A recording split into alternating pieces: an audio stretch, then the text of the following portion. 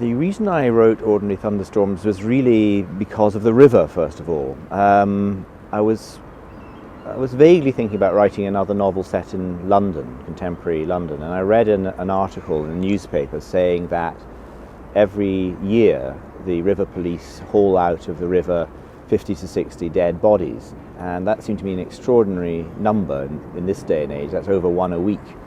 And I thought of Charles Dickens, and I thought of Dickens's novel Our Mutual Friend, which starts on the river with a dead body being hauled out.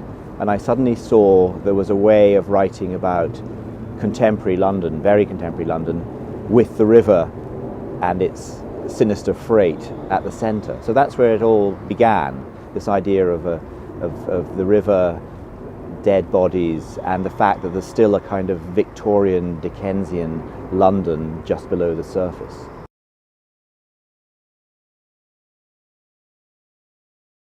It wasn't enough just to have London and the river and a potential death. You have to think who's dead, who killed him, and these questions lead you up all sorts of narrative alleyways and on all sorts of narrative adventures. But slowly but surely the story emerges, and usually it's to do with things that interest or obsess me, things I've heard. I'm very interested, I now realise, in loss of identity. I must have written 4 novels that centre around this idea of can you change your identity? Do we have many identities? What would happen if you lost your identity? Do we all yearn to lose our identities and be other people? That, I think, has been at the centre of my last 4 or 5 novels. So this became one of the themes of Ordinary Thunderstorms, about a young man who, through no fault of his own, loses everything that makes up his social identity. And what becomes of him? How does he cope? Is there any way he can reinvent himself? Can he get his old self back? And in the course of exploring these ideas, I had to construct a fairly elaborate plot as to why this young man loses everything and why can't he get it back.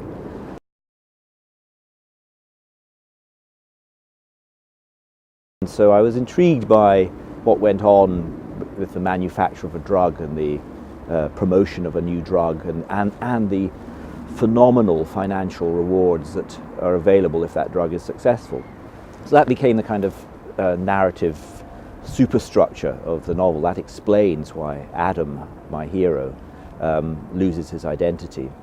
And then, of course, he, in this fall through the different levels of society, from near the top, middle class, intellectual, to the lowest of the low, he encounters all sorts of people on the way.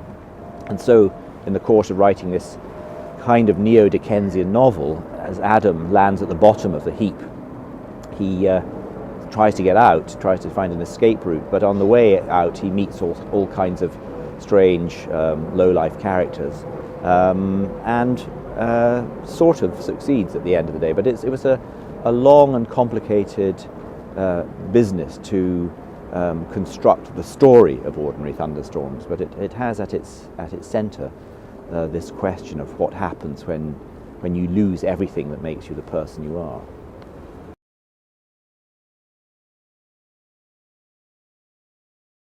I'm not an autobiographical writer. I don't use my own life as raw material for my fiction. I prefer to invent and make things up and use my imagination. But of course your imagination is fueled by your own experiences. I think I do believe that at its centre the novel is about story and character. I think that's why we read novels, that's why we listened in the dim distant past to storytellers, because they engaged us with their narratives and the people that populated those narratives seemed real. And so I think it's incumbent on a serious novelist to try and make their characters as idiosyncratic and as non-stereotypical as possible. So when you think of a central character like Adam Kindred, in a way it was that sort of urge that made me make him a climatologist. I often like to write about people who have different jobs from mine, and I have been quite interested in climatology, and I thought, well, that's a perfect profession for Adam. The person he falls in love with was sort of dictated by the story. and so I made her a policewoman.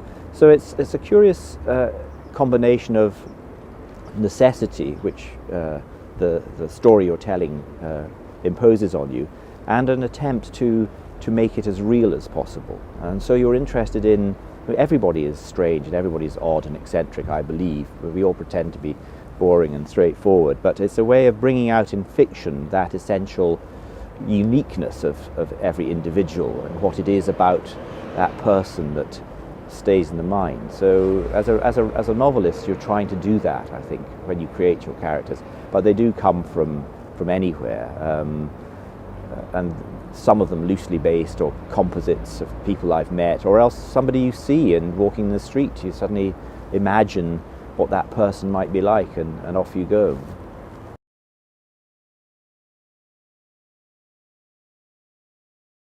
I don't really worry about the morality of my characters very much, because people are, even good people do bad things, and none of us are perfect.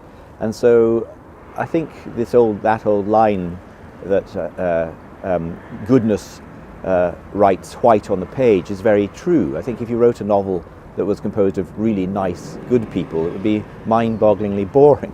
So actually, the devil has all the best tunes. So in a sense, the more morally suspect your characters, the more interesting they become. I don't believe, and in fact I feel very strongly that people who only read novels because they want to read about nice people and where everything ends happily ever after should stick to romance or fairy tales. I think if you're a serious novelist writing a serious novel about the human condition, you can't worry about, is this person nice, do I like him or her. They're portraits. So even my nicest characters will occasionally slip up, but that's only true to life, I think.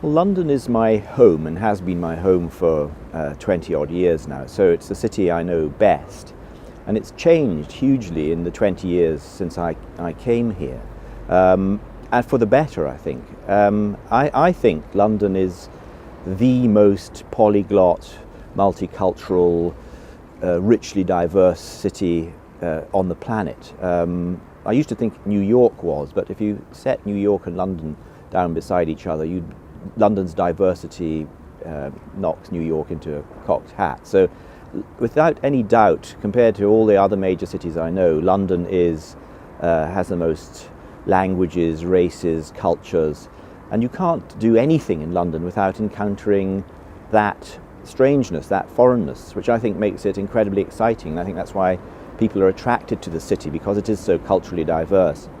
So I wanted to somehow reflect that in the novel, and particularly a novel that takes place today or tomorrow. It had to have that incredible richness. The other thing about London compared to other cities is that it's gigantic. I mean, there are huge cities. Mexico City is gigantic. Any major modern city covers the same square mileage as London. But what's unique about London, I think, is that there isn't just a historical centre and then streets and streets of boring suburbs. London, in its vastness, is as interesting on its rim as it is at its centre. And we are sitting here in Chelsea. If you go down the river to Woolwich, it's taken me 2 hours to get to Woolwich from Chelsea sometimes, but Woolwich was where Henry VIII built his navy. It's as much a part of London's history as Chelsea is. If you go north to Barnet or somewhere like that, or go south to Wimbledon, you encounter Londons that have been around for centuries. So it's got this huge size, but the interest and the history doesn't diminish the more you go away from the centre, which is true of almost every other city, I think. And that with its added to its cultural richness and diversity does make it unique.